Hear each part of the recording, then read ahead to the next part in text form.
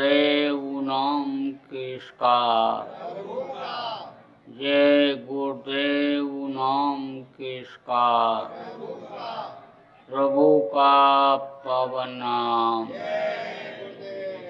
प्रभु का पावन नाम, जय गुरुदेव।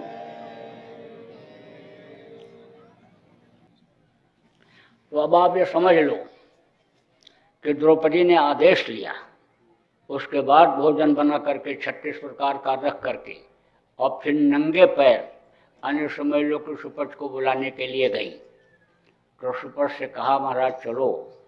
उन्होंने अन्य समझ लो कि द्रौपदी से भी यही कहा कि जो हमको 100 अश्वमेध यज्ञ का फल देगा उसके कहने पर हम जाएंगे। तब द्रौपदी ने कहा कि आप जैसे संतों ने ही तो ये कहा है कि जो जो पग आगे बढ़े कोटिन यज्ञ समान, संत दर्श को जाइए तजमो माया अभिमान। तो मैं इतनी दूर से आई, अब जितना पैर रखा एक एक कदम उसका कोट अनुफल मिला। तो अब आप ये समझो कि आप जोड़ लो कितना हुआ हमारा, उसी में से ले लो महाराज जितना लेना हुआ आपको। तब वो मजबूर हो गए। अब बोले अच्छा चलो अब चलते हैं। तो आए तो उसने थाल सजा दिया, 36 प्रकार का भोजन रख दिया। तो सुपथ ने क्या किया, सब मिला दिया एक में और मिला करके खाने लगे। तो द्रौपदी के भाव खराब हो गए, द्रौपदी के भाव खराब हो गए।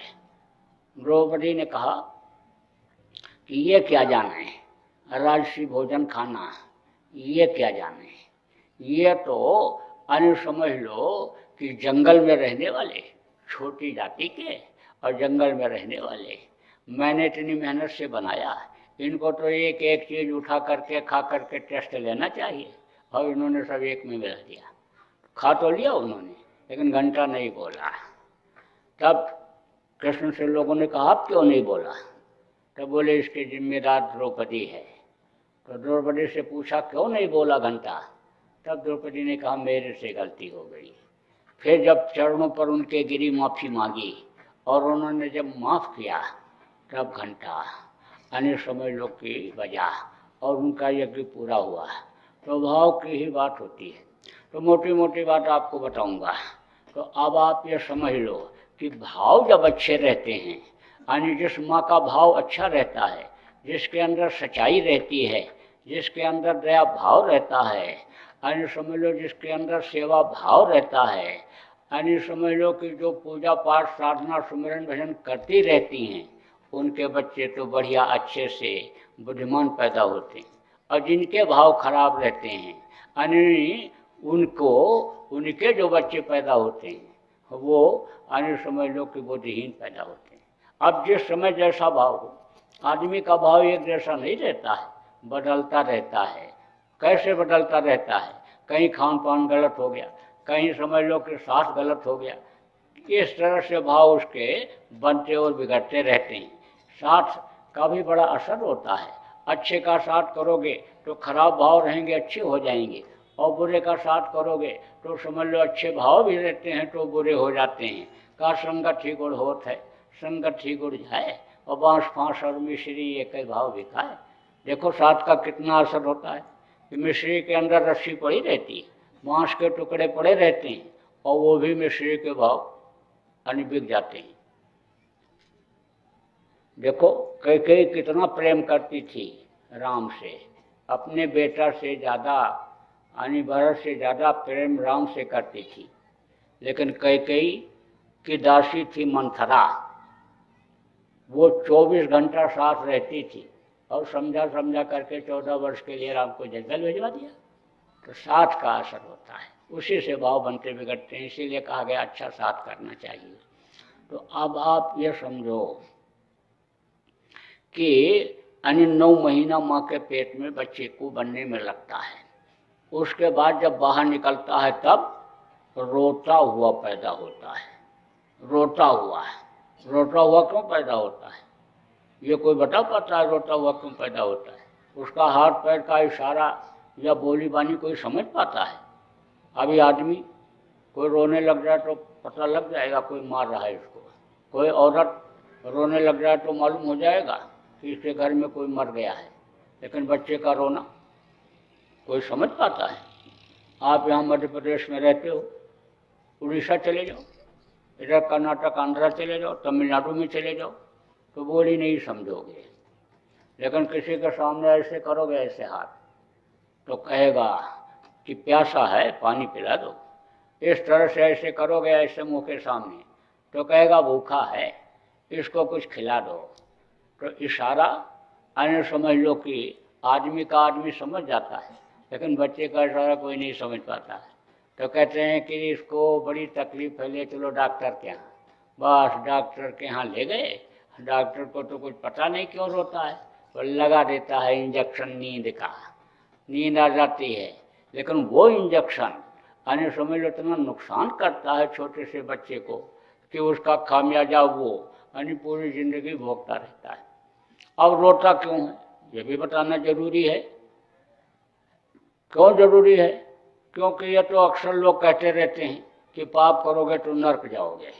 लेकिन पाप अगर बन ही गया जान में या अनजान में, तो नर्क से बचेंगे कैसे, वो तो बताना जरूरी है। तो अगर ये नहीं बताया जाएगा रोता क्यों है, तो बात अधूरी रह जाएगी। रोता इसलिए है कि 5 महीना 10 दिन का जब माँ के पेट में था और जीवात्मा डाली गई, तो उस मालिक का दर्शन होता था। और बाहर निकलने के बाद अन्य समय लोग पर्दा पड़ जाता है, उस आँख के ऊपर जिससे दर्शन होता था तो दर्शन होना बंद हो जाता है। तब रोता और चिल्लाता है, यानी कहाँ कहाँ कहाँ कहाँ कहाँ कहाँ कहाँ बोलता है, कहाँ पहुँच गए। दूसरा कारण क्या है रोने का? आज तक कोई बच्चा चड्डी बनियान पहनकर पैदा हुआ? अरे सूट बूट पहनकर पैदा हुआ? एक नहीं, सब नंगे पैदा होते हैं। कहा गया ना कि नंगे पैदा हुए हो और नंगे करके भेज दिए जाओ। कोई कितना हीरा मोती सोना चांदी शरीर में पहने हुए हो, लेकिन आखिरी वक्त पर शमशान घाट ले जाने से पहले सब उतार करके रख लेते हैं और कहते हैं हाथ फैला करके चले जाओगे। नंगे पैदा होते नंगे जाते हैं, ये तो बात बिल्कुल सत्य है। लेकिन पैदा होते समय मुट्ठी बंधी रहती है और जाते समय हाथ फैला हुआ रहता है। अब मुट्ठी में लेकर के क्या पैदा होता है? अर्थ, धर्म, काम और मोक्ष, यही मनुष्य को चाहिए, यही। और यह अर्थ, धर्म, काम, मोक्ष अगर यह मिल गया तो जीवन सफल हो गया। अगर वो ये समझ गया कि भाई हमारे पास अर्थ, धर्म, काम, मोक्ष यानी सब कुछ हम लेकर आए और इसको हम न खोएं, यह हमारे पास रहे, तो फिर काम बन गया। अब सत्संग जब मिलता है और संत जब मिलते हैं तब इस चीज़ की जानकारी हो पाती है। प्रवचन में और कथा में, राम कथा, कृष्ण कथा, महाभारत की कथा में तो इतिहास यानी बता दिया जाता है, समझा दिया जाता है और मनोरंजन करके लोग चले आते हैं। तो अब आप ये समझो कि ये 4 पदार्थ कर्तव्यता के वो लेकर के आता है, लेकिन जब नहीं समझ पाता है तो बस हाथ फैला करके चला जाता है। अब मोटी बात आप ये समझो कि पैदा हुए तब रोए, पैदा हुए तब रोए, दूध नहीं मिला तब रोए, स्कूल जाने को हुआ तब रोए, पढ़ लिख करके आने निकले नौकरी नहीं मिली तब रोए, शादी नहीं हुई तब रोए, और शादी हो गई तो रो रहे हैं, बच्चे नहीं पैदा हुए तो रोए, और 4 बच्चे पैदा हो गए तो रो रहे हैं। जिसके लड़का नहीं पैदा हो रहा है, वो लड़का पैदा हो जाएगा, चलो गया में पिंडदान करियो, वैष्णो देवी में चुनरी चढ़ाओ, मजार पर चद्दर चढ़ा दो, लड़का पैदा हो जाएगा। तो लड़के के लिए सब जगह दौड़ करके चला जाता है, तो भी नहीं हुआ तो किसी ने कह दिया काली माता के मूर्ति के सामने बकरा काट करके चढ़ा दो, तो वो भी कर डालता है। तो कितना बड़ा पाप करता है। अब वही काली माता जिनको पत्थर की मूर्ति को माता मान लिया गया, वही अगर तलवार लहराने लग जाती हाँ तो हिम्मत पड़ती वहाँ बकरा काटने की। वो तो आदमी के बनाए हुए भगवान के सामने जो न सुनते न देखते और कुछ भी कहो न कुछ सुने न कुछ करो वो देखे न कुछ बोले, उनके सामने चला जाता है, जीव हत्या भी कर डालता है। कभी भी देवता हिंसा हत्या से खुश नहीं होते हैं, ऐसी गलती कोई मत करना।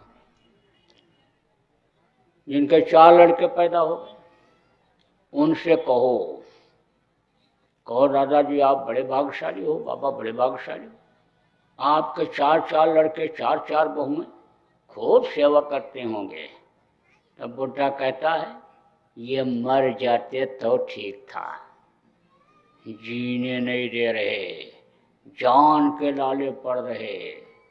अरे तो दादा क्या हो गया, बाबा क्या बात हो गई, क्या बात हो गई, बहुत परेशानी, दम घुट रहा है, ये लड़ते भिड़ते रहते हैं, ये कुछ सुनते नहीं हैं, सब अपनी अपनी ढपड़ी बजाते रहते हैं। सेवा करने के बाद तो अलग रही, इनकी सब की नज़र हमारे धन संपत्ति पर, रुपए पैसे पर है।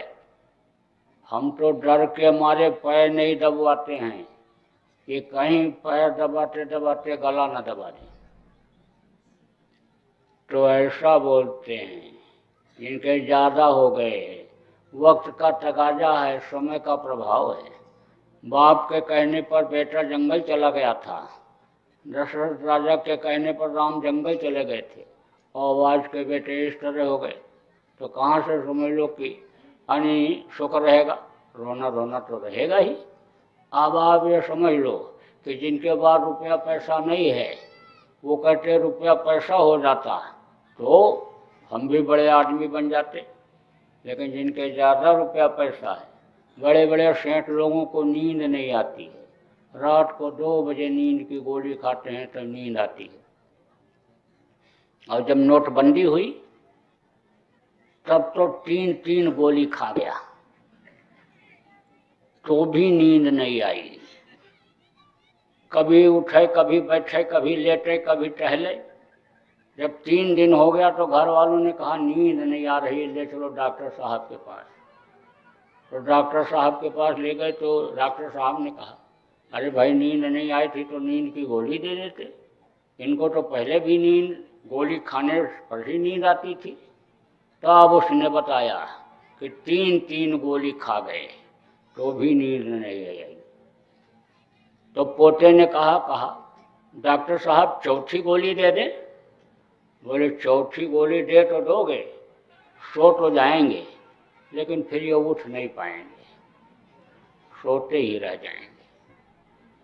तो आप समझ लो रोना धोना नहीं रहेगा तो क्या रहेगा।